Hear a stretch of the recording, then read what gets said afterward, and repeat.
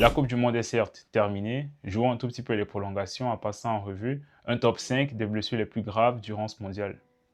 Alors, à la cinquième place, je placerai bien Jérémy Pino. Le milieu espagnol en pleine montée offensive retombe lourdement sur l'épaule et verdict, entorse acromio-claviculaire. Alors, c'est une situation où les ligaments qui verrouillent la clavicule à l'omoplate se déchirent sous l'impact avec comme conséquence une épaule instable et pour le joueur un mondial qui s'arrête mais qui deviendra toutefois champion du monde avec son équipe. À la quatrième place, je placerai bien Nico Schlotterbeck, le défenseur en pleine relance, pivote sèchement et sa cheville tourne à 90 degrés, ce qui entraîne un relâchement et une rupture des ligaments latéraux. Vous savez, cette sorte de câble élastique qui stabilise l'articulation et malheureusement un forfait immédiat pour le joueur. En numéro 3, Jordan Anderson. Alors cette fois-ci, aucun duel.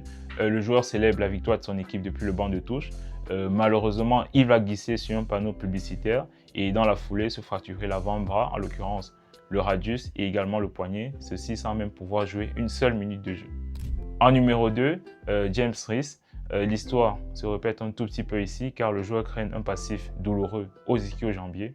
Des fibres trop-cicatrisées qui se déchirent en plein sprint, signant un forfait net pour la suite de la phase de groupe.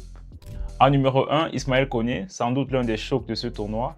Le joueur subit un tacle pas à l'arrière sur une zone non protégée et le mécanisme qui en découle entraîne une double fracture de jambe, tibia péroné, de l'émoi dans tout le stade et malheureusement pour le joueur un tournoi qui s'arrête net. Alors c'est un joueur, c'est un mécanisme différent, mais une seule chose à retenir, au haut niveau, l'organisme encaisse parfois jusqu'à dépasser ses limites. Tu peux me dire en commentaire laquelle de ces blessures t'a le plus marqué.